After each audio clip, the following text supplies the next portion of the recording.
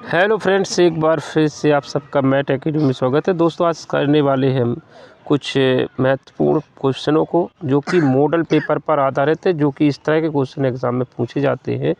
Model paper क्यों कराए जा रहे हैं, ताकि आपको पता रहे कि पेपर में क्वेश्चन किस टाइप के आते हैं। देखिए, साथ में चैप्टर वाइज भी चल रहा है। चैप्टर वाइज के साथ साथ मॉडल प्रैक्टिस पेपर भी कराते हैं। हफ्ता में एक मॉडल पेपर प्रैक्टिस कराते हैं, ताकि आपका अच्छे से कमांड बनी रहे पूरे चैप्टरों पर।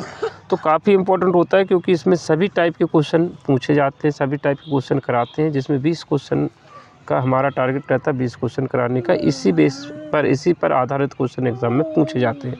काफ़ी इम्पोर्टेंट होने वाला है ये चैप्टर, और ये वीडियो आज का बहुत ही ज़्यादा इम्पोर्टेंट है। क्योंकि इसी टाइप के क्वेश्चन पूछे जाने वाले हैं, और अगर वीडियो अंत तक देखोगे तो आपको पता चलेगा कि एग्ज़ाम किस पर आधारित होता है, किस टाइप के क्वेश्चन उसमें पूछे जाते हैं। चलो शुरू करते हैं।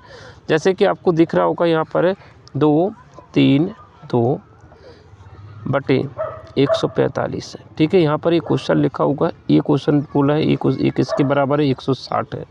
ये कितना है, 160 है। और उन्होंने पूछा क्या है, इसकी वैल्यू पूछा है। किसकी वैल्यू पूछा है वो हम साइड में लिख देते। 232 बटे 145 की वैल्यू पूछा है कि इसका मान क्या होगा। तो ध्यान से समझिए कि अगर इसमें ये दो जीरो हटा दें तो ये इसके जैसा आंसर आ जाएगा, है ना। इतना निकालना है। तो इस 2 जीरो को हटाने के लिए हमें क्या करना पड़ेगा, कुछ जुगाड़ बिठाना पड़ेगी। तो जुगाड़ क्या है, इसमें 100 का भाग दे दीजिए। क्या कर देते हैं, 100 का भाग दे देंगे तो ये 2 जीरो कट जाएंगे। अब 100 का भाग देंगे तो 9 सात 9, इसलिए दोनों तरफ में 100 का भाग दे दिया। तो यहाँ पे जैसे ही हम 100 का भाग देंगे तो हमारे ये 2 जीरो यहाँ वाले कट जाएंगे, और हमारा जो निकालना था वो निकल आएगा। ठीक है, अब 100 का भाग इधर देंगे तो इधर क्या होगा, 2 स्थान बाद दशमलव आ जाए। किसी संख्या में 100 का भाग देते हैं तो क्या होता है, 2 स्थान बाद दशमलव आ जाएगा। तो इस तरह से हमारा जो आंसर निकल के आया, तीसरा है। तो इस टाइप का क्वेश्चन अक्सर पूछा जाता है। तो इसमें हमें क्या करना होता है, या तो कभी गुणा करना होता है और कभी भाग देना होता है। तो एक काम तो ये कर सकते थे कि हम इस क्वेश्चन से हम इसको इस वाले पोर्शन से हम इस पोर्शन को लेके आ सकते थे। ठीक है, या फिर क्या करते कि इसको बनाने के लिए भी इसको भी कर सकते थे ना, इससे भी कर सकते थे ना। इसको क्या कर सकते थे, सीधा सा सिंपल सी बात है कि यहाँ पर जैसे कि क्या कर सकते हैं, 232 है। 232 बटे कितना, 145 है। ठीक है, अब ये वैल्यू जो है, इसको अगर हम इसमें 100 का गुणा कर दें, क्या कर दें, 100 का गुणा कर दें, तो ये इस टाइप का बन जाएगा कि नहीं। तो यहाँ से हमें 100 का गुणा किया, तो यहाँ क्या करना पड़ेगा, ये किसी के बराबर तो है नहीं, यहाँ पर क्वेश्चन मार्क लगा हुआ है, समस्या है ना। तो इसलिए प्रॉब्लम हो जाएगी। अब 100 का गुणा करेंगे तो हमें इसके बराबर करना पड़ेगा, ये x की वैल्यू इसके 160 के बराबर करना पड़ेगा। तो ये 100 था, ये गुणा वाली संख्या इधर चली जाएगी, तो सीधा आंसर निकल आएगा। ठीक है, समझ गए हो। जैसे हमने इसको इसके बराबर कर दिया, यानी इसमें 100 का गुणा कर दिया, तो ये वैल्यू इसके बराबर हो जाएगी कि नहीं। तो ये जो 100 का गुणा कर दिया तो ये 160 हो जाएगा। कितना हो जाएगा, 160 हो जाएगा। अब हमें वैल्यू तो इतना चाहिए ना, तो ये 100 को हमें क्या करना पड़ेगा, गुणा वाली संख्या कहाँ पे जाएगी, भाग में जाएगी। तो यहाँ से हटेगी, यहाँ भाग में चली जाएगी। इसको सॉल्व करोगे तो आंसर निकल के आएगा। तो आपको दिमाग लगाना है, यही सब सोचना होता है। यहाँ पर कभी गुणा करना होता है, कभी भाग देना होता है। बस आपके दिमाग में प्रैक्टिस से ये आ जाएगा। अगला क्वेश्चन देखते हैं। अब देखिए, ये क्वेश्चन इंपॉर्टेंट है। बेसिक क्वेश्चन ज़्यादा टफ है नहीं, इजी क्वेश्चन है। ये बोला है कि ये जो 84 लिखा हुआ है, 84% में लिखा होगा, ये किसके बराबर है। तो अब सिंपल सी यहाँ पे बिना परसेंटेज, यानी किसी संख्या में परसेंटेज का चिन्ह लगा हुआ है, तो उस परसेंटेज का चिन्ह हटाने के लिए हमने क्या बताया था आपको, एक प्रोग्रामिंग करना होती है जिसे हम बोलते हैं 100 का भाग देना। जब परसेंट का चिन्ह हटता है तो 100 का भाग देना होता है। ठीक है, और हटाने के लिए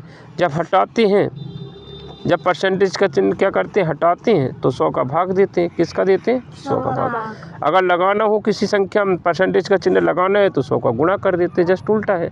ठीक है, तो यहाँ पर क्या है, इस परसेंटेज का चिन्ह यहाँ से हटा दिया। जैसे हटाया तो नीचे 100 आ गया। तो किसी संख्या में 100 का भाग देना, यानी 2 स्थान बाद क्या लग जाना, दशमलव लग जाना। तो जैसे हम इस 100 से भाग देंगे 84 में, तो क्या आ जाएगा, 0.84। तो सही आंसर कौन सा हो जाएगा, पहला आंसर एकदम सही हो जाएगा। अगला क्वेश्चन देखते हैं। यहाँ पर देखिए, अगला क्वेश्चन आपके सामने है। एक व्यक्ति ने एक टीवी 18,200 रुपया में खरीदी। इस टीवी की मरम्मत पर उसने 1,800 रुपया खर्च कर दिए। वह इसको कितने रुपए में बेचे कि उसे 3000 रुपये का लाभ हो जाए। तो देखिए सिंपल सी बात है कि उसने कितने खरीदी, 18,200 की तो खरीदी थी उसने टीवी। इसमें मरम्मत में कितना लगा दिया उसने, 1800 रुपया लगा दिया। तो उसको टीवी कितने की पड़ी, उसको टीवी पड़ गई है, ये 10 हो गया, हासिल लग गया 10, फिर ये 2000 की टीवी पड़ गई। कितने की पड़ गई, 2000 की। अब उसे कितना रुपये कमाना है इसमें, उतना और जोड़ दीजिए, कितने में बेचें, कितने में बेचें कि उसे कितने का लाभ हो जाए, कितने का लाभ हो जाए, 3000 का लाभ। अब 3000 का लाभ चाहिए, यानी 3000 अधिक में बेचना होगा, तो 3000 इसमें और जोड़ दो। क्या कर देंगे हम, 3000 इसमें और जोड़ देंगे, तो सीधा सीधा आंसर आ जाएगा कि इसे 23,000 में बेच दीजिए। किस में बेच दीजिए, 20,000 वाली चीज़ को 23,000 में बेच देंगे, तो सीधा कितने का फ़ायदा हो जाएगा, 3000 रुपये का फ़ायदा हो जाएगा। सिंपल सा क्वेश्चन है, इस टाइप के क्वेश्चन आ जाते हैं और गलत नहीं होना चाहिए। अगला क्वेश्चन देखते हैं, देखो क्या बोल रहे हैं। 3500 की राशि 6% वार्षिक ब्याज की दर से कितने वर्षों में साधारण ब्याज से इतने रुपया हो जाएगी। देखिए कितना उधार लिया, प्रिंसिपल जिसे उधार लेते हैं उसे हम क्या कहते हैं, प्रिंसिपल दे रखा 3500 रुपया। ठीक है, रेट कितनी दे रखी है, रेट दे रखी 6%। कितना दे रखी है, रेट 6% दे रखी है। और ये अमाउंट हो गया, क्या दे रखा है, ये अमाउंट हो गया, कितना हो गया, ये 4130 रुपया, 130 रुपया हो गया। तो ऐसा ही निकाल लो, ऐसा ही बराबर क्या बताया था, ऐसा ही बराबर होता है अमाउंट माइनस प्रिंसिपल। ठीक है, तो अमाउंट तो दे रखा है, इसमें प्रिंसिपल को माइनस कर देते हैं, माइनस कर लेते हैं। 3500 रुपया माइनस करेंगे तो सीधा तुम्हारा क्या निकल आएगा, ऐसा ही निकल आएगा, 0 आ गया, 3 आ गया और यहाँ पर 6 मिल जाएगा। तो 630 रुपया ब्याज मिल गया। इसको घटाया तो कितना मिल गया, 630 रुपया ब्याज मिल गया। पूछा क्या है,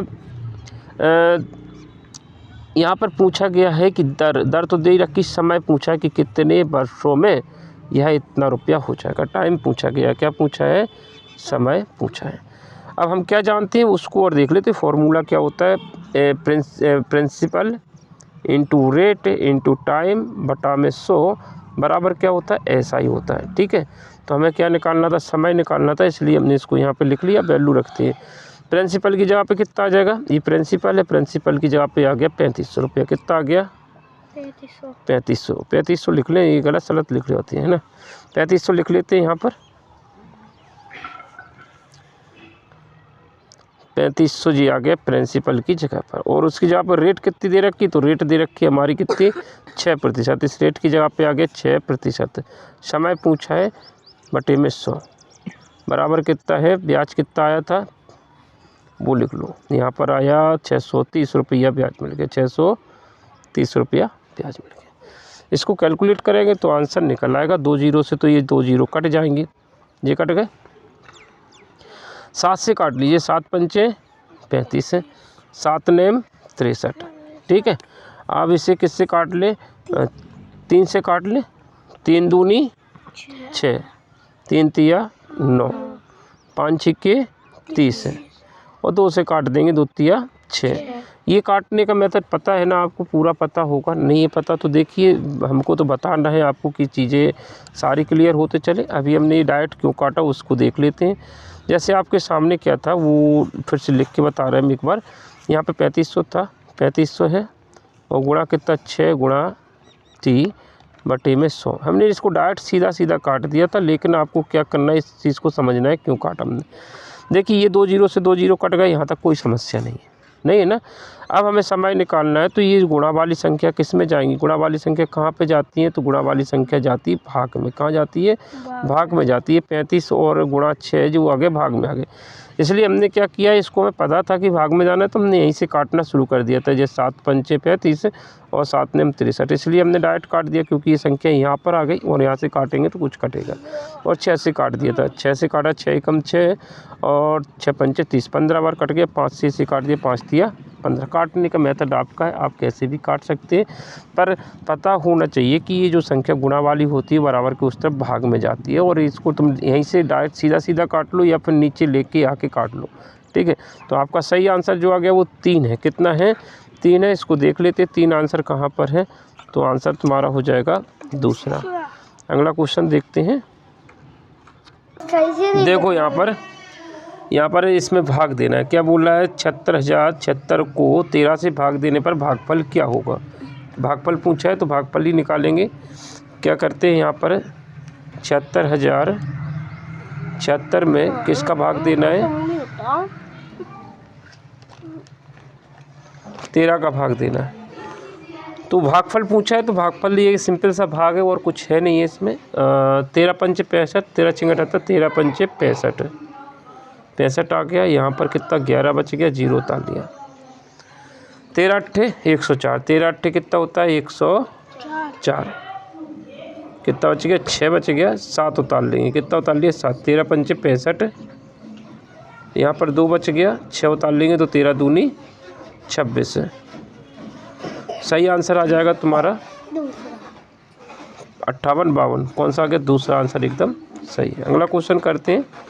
क्वेश्चन नंबर 26 में 9 तथा 7 दोनों का एक उभयनिष्ठ गुणज ये है, यह संख्या 1200 और 1300 के बीच में है, तो ये का मान क्या होगा। देखिए उभयनिष्ठ गुणज माने क्या बोल रहा है कि 7 और 9 का, 9 और 7 का क्या है, ये जो है वो इन दोनों का गुणज है, इन दोनों का गुणज है, उभयनिष्ठ गुणज है।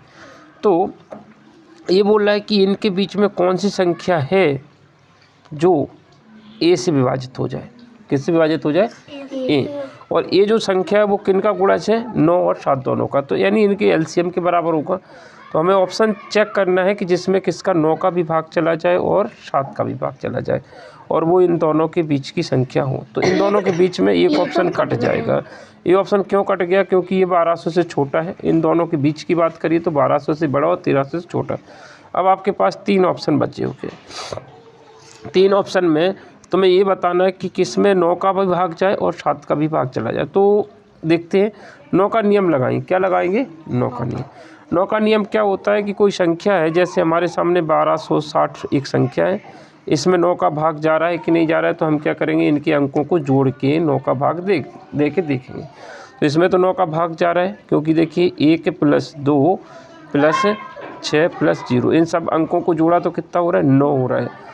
3 और 6 9, तो इसमें 9 का भाग चला गया, इसमें 9 का भाग तो चला गया, ठीक है।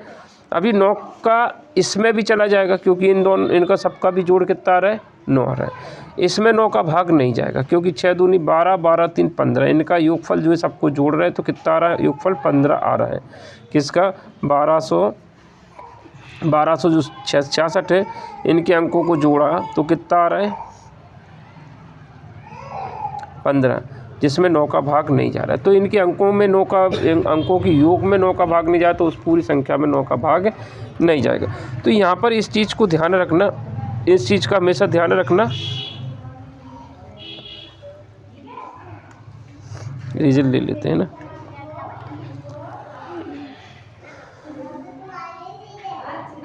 तो हमारे सामने 2 ऑप्शन कट गए। कितने ऑप्शन कट गए, 2 ऑप्शन तो कट ही गए। अब बचा कितना ऑप्शन, एक 2 ऑप्शन बचे होंगे, ये ऑप्शन और ये ऑप्शन। अब इनमें चेक करना है कि 9 का भाग तो इसमें जा रहा है, 9 का भाग इसमें भी जा रहा है। तो अब ये देखना है कि 7 का भाग किस में जा रहा है ना। जिसमें 7 का भाग नहीं जाएगा वो ऑप्शन भी कट जाएगा। ये 2 ऑप्शन क्लियर कट गया, क्योंकि इन दोनों में 9 का भाग नहीं जा रहा है। ये तो 1200 से छोटा है इसलिए ये कट गया। अब ये ऑप्शन इसलिए कट गया क्योंकि इसमें 9 का भाग नहीं जा रहा है, तो 9 का गुणज नहीं। अब क्या करना है, हमें 1260 में 7 का भाग देख लेते हैं, 7 का भाग जा रहा है कि नहीं। 7 एकम 7, कितना बच गया, 5 है, 6 48, 7 अट्ठे 56। तो इसमें भाग चला गया किसमें, दूसरा आंसर एकदम सही होगा, ठीक है। तो इसमें एकदम सही है। 7 एकम 7, 5 बचा, 6 उतार लिया तो 7 अट्ठे 56। अब हमारे इसमें 7 का भाग भी चला गया, 9 का भी भाग चला गया, तो सही आंसर कौन सा हो गया, दूसरा आंसर एकदम सही है। अगला क्वेश्चन देखते हैं। यहाँ पे बोला है कि 9, 13, 17, 21 और 25 में अगली संख्या क्या होगी। देखिए सीरीज़ को समझना है। 9 सीरीज़ का क्वेश्चन है, 9, 13, 17, 21 और 25। तो यहाँ पर क्या हो रहा है, देखिए इसमें 4 जोड़ दिया, कितना जोड़ दिया, 4। तो हमारा कितना बन गया, 13। 13 में 4 जोड़ दिया तो कितना आ गया, 7, 17। 17 में 4 जोड़ देंगे तो 4 जुड़ रहा है। तो अगला जो हो जाएगा वो क्या हो जाएगा, 4 जोड़ने पर कितना बन जाएगा, 29 आंसर एकदम सही होगा। तो हमें इसमें पैटर्न देखना होता है कि जुड़ रहा है कि गुणा हो रहा है कि भाग देना पड़ेगा। तो 2-3 चीज़ें होती है, या तो भाग देते हैं या गुणा करते हैं या फिर घटाते हैं। तो यहाँ पर जोड़ने से सीरीज़ बनी है। ये सीरीज़ कैसी बनी है, जोड़ने पर बन रही है। हर एक में 4-4 जोड़ते जा रहा है तो अगला पद आता जा रहा है। अगला क्वेश्चन देखते हैं, 28वां क्वेश्चन। निम्न में से किन संख्याओं के बीच में केवल एक अभाज्य संख्या होती है?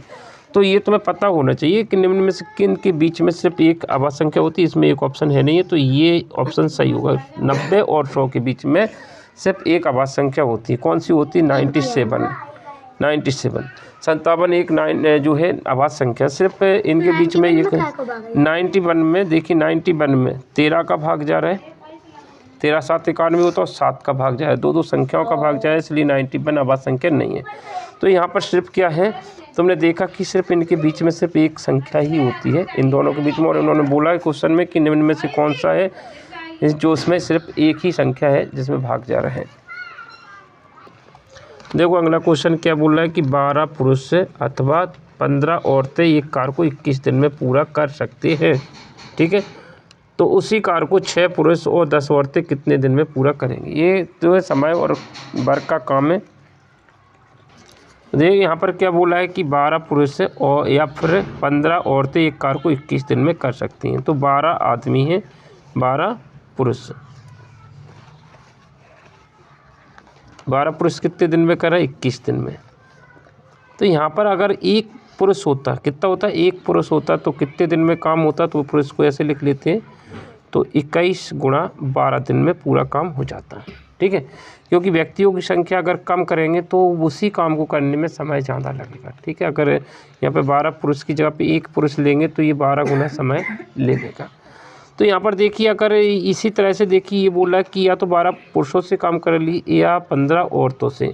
अगर 15 औरतें किसी काम को करती हैं, 15 औरतें इसी काम को करती हैं, यानी स्त्री या औरत को बात कर ले तो औरत को और लिख लेते हैं, और ये कितने दिन में करा? 21 दिन में।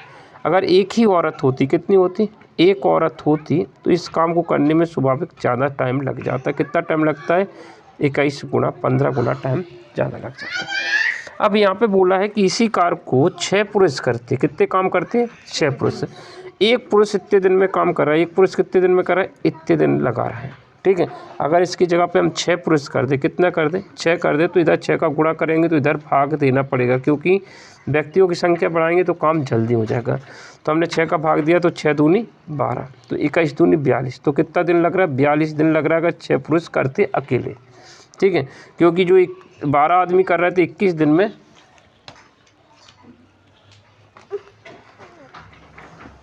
उसी काम को अगर 12 की जगह पे 6 आदमी करते, यानी आधे आदमी होगा, तो काम दुगने समय में लगेगा।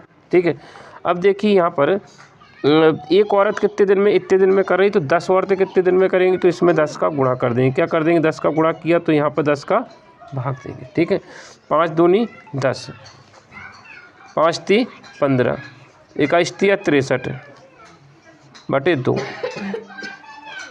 तो यहाँ पर ये आ गया। अब ये बोल रहे हैं, क्या बोला था इसमें कि 6 आदमी तथा 10 औरतें मिलके काम करें। मिलके काम करते हैं तो एक नियम लगाते हैं। क्या करते हैं? एक नियम। तो जब हम चैप्टर वाइज भी करा चुके हैं, उसमें अगर देखेंगे इस चैप्टर को एक नियम वाला, तो उसमें सारी चीज़ें और क्लियर हो जाएंगी। फिलहाल अभी हम इस क्वेश्चन को करते हैं, एक नियम किस तरह से लगाते हैं। जब हम इसे एक नियम से करते हैं तो 6 आदमी, यानी 6 आदमी को मैन लिख लें और 10 औरतों को वुमेन लिख लेते हैं। ये दोनों लोग मिल के काम करें, 6 आदमी तथा 10 औरतें। तो एक नियम क्या होता है? इसको 1 के नीचे लिख लेते हैं। किसके नीचे लिख लें? 1 के नीचे लिख लिया, 1/42 हो गया। कितना हो गया? 1/42 है। प्लस इसको 1 के नीचे लिखेंगे, 1 बटे कितना हो जाएगा? 63/2। तो ये डबल बटे वाली संख्या ऊपर चली जाएगी। कहाँ चली जाएगी? ऊपर। तो एक नियम क्या होता है? संख्या जो भी थी उसको 1 के नीचे लिख लेंगे। अब ऐसा करने से क्या तुम्हारा आंसर आ जाएगा, और आंसर फाइनल आएगा, उसको भी हमें पलट के देखना पड़ेगा। ठीक है, तो 1 बटे कितना हो गया? 42 है। 1/42 प्लस ये 2 ऊपर चला गया तो कितना हो जाएगा? 2/63। कितना हो गया? 2/63। इसको तुम चाहो कैची गुणा से करो, ये एलसीएम लेके। नीचे की संख्या एक जैसी होने के लिए हमें क्या करना पड़ेगा? इनका एलसीएम लेंगे। तो 42 का और 63 का लेने वाले एलसीएम। तो इसमें हम 2 का भाग देंगे, तो 2 का भाग कितने बार? 2 दूनी 4, 2 एकम 2, 2 का भाग इसमें नहीं जाने वाला है। इसके बाद इसमें 3 का भाग देंगे, 3 7 21, 3 एकम 3 दूनी 6, 3 एकम 3। इसके बाद इसमें 3 का भाग और देंगे तो 7 7 आ जाएगा, और ये 7 का भाग देंगे। तो इस तरह से हमारा 7 × 21, 21 × 63, 63 दूनी 63 दूनी कितना होता है? 63 दूनी होता है 126। कितना हो गया? एलसीएम आ गया 126 है। ठीक है, 42 से जब हम इसमें भाग देंगे तो 3 बार जाएगा। कितनी बार जाएगा? 3 बार। तो 3 का इसमें गुणा हो जाएगा। देखिए जब हमने इसमें 42 से भाग दिया तो 3 बार गया, तो 3 का गुणा 1 से होगा, तो 3 एकम 3। 63 से इसमें 2 बार जाएगा। कितने बार जाएगा? 2 बार। क्यों किया? देखिए यहाँ पर भी हमें कितना चाहिए था? 126 चाहिए था, तो हमें इसमें 3 का गुणा किया। किसका किया? 3 का गुणा। यहाँ 126 करने के लिए 2 का गुणा होगा। किसका होगा? 2 का गुणा होगा। तो हमारे सामने सीधे से 2 दूनी कितना हो जाएगा? ये 4 हो जाएगा। जब हमने इसको सॉल्व किया तो ये 7/126 हो गया। कितना हो गया? 7/126 है। 7/126 हो गया। अब आंसर निकालना है तो इसे हम पलट के लिखेंगे। क्या करेंगे? पलट के लिख देंगे। तो 126 से जैसे हमने शुरू में पलट के लिखा था, इसको पलट के ही आंसर निकालते हैं। 126/7 इतना दिन लगेगा। अब इसमें भाग देते हैं। भाग देने के बाद 7 एकम 7 एक बार जाएगा। कितना बचेगा? 5। 7 8 56, तो 18 दिन लग गए। कितने दिन लग गए? 18 दिन। सही आंसर जो है, अगर इस क्वेश्चन को करते हैं तो 18 दिन इसका आंसर निकल के आए। देखते हैं कौन सा ऑप्शन होगा इसके लिए। तो इसके लिए दूसरा ऑप्शन एकदम सही है। दूसरा ऑप्शन एकदम सही। इस तरह का क्वेश्चन एग्ज़ाम में आ जाता है। तो इस टाइप के क्वेश्चन अपने बहुत सारे प्रैक्टिस करवाइए एक जैसे क्वेश्चनों की, तो काफ़ी आसानी से समझ में आ जाएंगे और अच्छे से। चैप्टर वाइज ज़रूर देखा करो कि इसके चैप्टर कंप्लीट करा चुके हैं। ये पूरा उसमें पूरा चैप्टर वाइज है कंप्लीट। एक नियम में हमने इन क्वेश्चनों को कवर किया है। अगला क्वेश्चन देखते हैं। एक मछली के टैंक की है, यहाँ पर टैंक की लंबाई जो है 40 सेंटीमीटर और चौड़ाई 60 सेंटीमीटर, ऊंचाई 50 सेंटीमीटर है। इसमें 50 लीटर पानी भरा हुआ है। इस टैंक को पूरा भरने के लिए कितने पानी और डालना पड़ेगा? एकदम इजी क्वेश्चन है। देखिए क्या है, लंबाई चौड़ाई ऊंचाई सब कुछ दे रखी है। तो इसकी धारता निकाल लेंगे। इसकी क्या निकाल लेंगे? क्षमता निकाल लेंगे। तो धारता कैसे निकालते हैं? तो धारता निकालने के लिए हमें क्या करना पड़ेगा? इसकी तरफ जाना पड़ेगा। आयतन क्या होता है? आयतन। आयतन को ही इसकी क्षमता बोलेंगे। आयतन बराबर क्या होता है? लंबाई गुणा चौड़ाई और गुणा ऊंचाई। इससे हमें ये पता चल जाएगी ये जो टंकी है, एक टंकी जो बनी हुई है, इस टंकी में कितना पानी आने वाला है। ठीक है, इस टंकी में कितना पानी आ जाएगा ये उसकी आयतन पर डिपेंड करता है। तो आयतन अधिक होगा पानी अधिक आएगा, कम होगा तो कम आएगा। अब देखिए इसकी लंबाई कितनी दे रखी? 40, तो यहाँ पर 40 आ गया। चौड़ाई कितनी दे रखी? 60, तो यहाँ पर 60 भी आ जाएगा। और ऊंचाई दे रखी 50। तो ये तो तुम्हारी सेंटीमीटर में, किस में है? सेंटीमीटर। और यहाँ पर जो पानी है वो किस में? लीटर में है। तो अब सेंटीमीटर को लीटर में बदलने के लिए हमें क्या करना पड़ेगा? 1000 का भाग देना पड़ेगा। क्या करना पड़ेगा? 1000 का भाग देंगे तो जैसे ये काय में आ जाएगा? लीटर में आ जाएगा। इस टंकी में कितना लीटर पानी आ रहा है? तो 3 जीरो से 3 जीरो काट लेते हैं। ये जीरो क्लियर कट हो रहा है। तो यहाँ पर बचा कितना? 5 31 30 का 4 से गुणा करेंगे तो 120 लीटर पानी आ सकता है। इसमें कितना आ सकता है? इस टंकी में 120 लीटर यहाँ तक भर जाएगी, ऊपर तक। अब इसमें 50 लीटर पानी भरा हुआ। कितना भरा हुआ? 120 पूरा आ सकता था। 120 में से कितना भरा होगा? 50 लीटर भरा हुआ है। तो शेष खाली कितना होगा? 70 लीटर। तो इसमें 70 लीटर पानी और आ सकता है। मतलब ये यहाँ तक भरी है, कुछ यहाँ तक भर दी गई है इस टंकी को। अब इसमें जो 50 लीटर यहाँ तक हो गया। अब इसमें कितना और डालना है? तो पूरा ये कितना लीटर आना था? पूरा 120 लीटर इसकी धारता थी। 120 लीटर आता है। जैसे 50 लीटर इसमें भरा था, इसलिए 50 हटा दिया।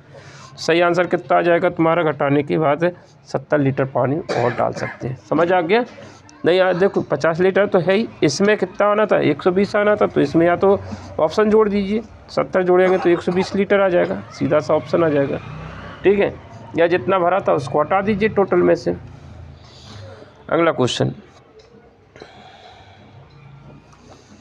एक स्टोर 5 सेब के पैकेट को 25 में 5 सेव बेचता है। 5 सेव का एक पैकेट बेचता है। कितना सेव? 5 सेव एक साथ बेचेगा तो 25 रुपया लेगा वो तुमसे। कितना ले रहा है? 25 रुपया। पर अगर तुम सिर्फ उसको एक सेव बेचते हैं, वो एक सेव कितने में बेचता है? एक सेव बेचता है 16 रुपया का। एक सेव कितने का बेच रहा है? 16 का बेचा है। तुम ध्यान से समझना, 16 रुपया का एक सेव बेचा। 5 सेव का पैकेट को इतने में, और यहाँ पर एक सेव इतने बेचता है। यदि एक औरत 27 सेव खरीदती है, कितनी खरीदती? 27 सेव खरीदती है, तो उसे कितने रुपए देना होगा? कितना राशि देना होगा? तो सिंपल सा देखिए, अगर 5 का बंडल खरीदता है तो इतने में आ रहा है। ठीक है, एक खरीदता है तो भैया बहुत महंगा पड़ रहा है, क्योंकि अगर 16 के भाव से 5 करेंगे तो 16 पंचे 80 रुपया देना होगा। है ना। तो ये यहाँ पर ध्यान देना कि क्या करना है, 5-5 के बंडल कितने आ रहे हैं, 25 सेव, जैसे 5 हो गए, अगर हम 25 सेव चाहिए, कितने 5-5 के 5 बंडल आ सकते हैं, 5-5 के 5 बंडल लोगे तो सेव कितने के आ जाएंगे, 25 सेव हो जाएंगे, कितने हो जाएंगे 25 सेव। लेकिन एक 5 का बंडल 25 रुपये का आ रहा है तो 5-5 कितने आ जाएंगे, 125 रुपये। या तो इसके ये हो गए, कितने हो गए, अभी सेव की संख्या जो है वो कितनी हुई, 25 सेब हो गए। कितने खरीद लिए हमने, 25 सेब खरीद लिए। अभी कितने सेव और चाहिए, 2 सेव और चाहिए। तो अब 2 सेव तो छुटकर लेना पड़ेंगे। 2 सेव कितने के पड़ेंगे, 32 के। एक सेव पड़ रहा है 16 का, तो 2 सेव की कीमत कितनी होगी, 16 दूनी 32 है। तो 2 सेव इसमें 32 के पड़ रहा है, तो इसमें 32 और जोड़ दिया, तो तुम्हारा जो आंसर आ गया 157 रुपया निकल के आ गया। यहाँ पर 157 होना चाहिए था, कहाँ पर गया, या तो यहाँ पर कुछ मिस्टेक कर दी इसमें। यहाँ पर ये मिस्टेक ये है कि ये जो लिखा हुआ है ना यहाँ पर, ये 16 की जगह पे हमारे हिसाब से ये होगा 6। कितना होगा, 6 होगा, मिस्टेक है प्रिंट। तो 2 सेव की जो कीमत आएगी वो कितनी आएगी, 12 रुपया निकल के आएगी। कितनी आएगी, 12 रुपये, क्योंकि वैसे ही बहुत ज़्यादा हो रहा था। तो 2 सेव 12 की आएंगे, तो इस तरह से हम जोड़ेंगे तो आंसर तुम्हारे सामने जो आएगा वो कितना आएगा, 137 रुपया। समझ आ गया। यहाँ पे वैसी मिस्टेक सी लग रही, तो ये जो 16 था वो 16 ना हो के 6 है, और यहाँ पर 5 से 25 की आ रहा है। अगर एक सेव खरीदते तो 6 का पड़ रहा है, ठीक है। तो ये मिस्टेक थी, छोटी मोटी गलती होती है, लेकिन उस चीज़ को समझ लीजिए। अगर यहाँ पर 16 लेते हैं तो 16 के हिसाब से 157 आंसर आएगा। कितना आएगा, 157, जो कि है ही नहीं है, ठीक है। तो ये छोटी सी मिस्टेक थी, जिससे अपन टाइप करते समय मिस्टेक हो जाती है छोटी मोटी, तो उसको अपन को देखना है, वो समझ में आ जाती है, गलती होती है क्वेश्चन में। अगला क्वेश्चन देखते हैं।